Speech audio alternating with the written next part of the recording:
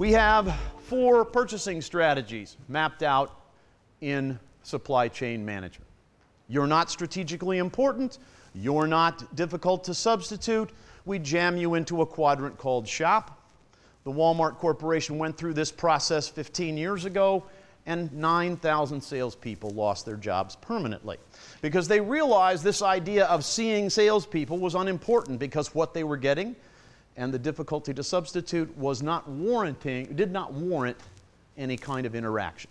So they started doing everything by reverse auction, email, etc.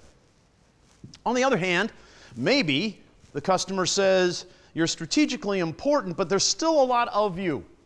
And if that's the case, then leverage is the strategy. What that means in this case, it's a label for saying what we like to do is we like to take all of our purchasing and put it into one giant carrot that we dangle in front of all of our suppliers so we can get the biggest bang for the buck.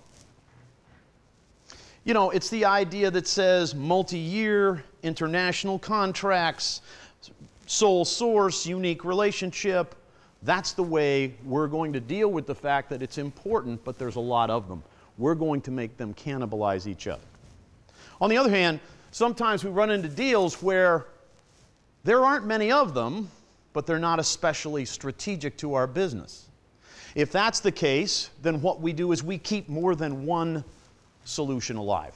We say, let's have more than one vendor because there are only a few of them, and if one of them has a problem, we don't want to get lost. And then when the customer has absolutely no choice, and they face the world that says, you know what? Hard to find and strategically important, then they deem us partners.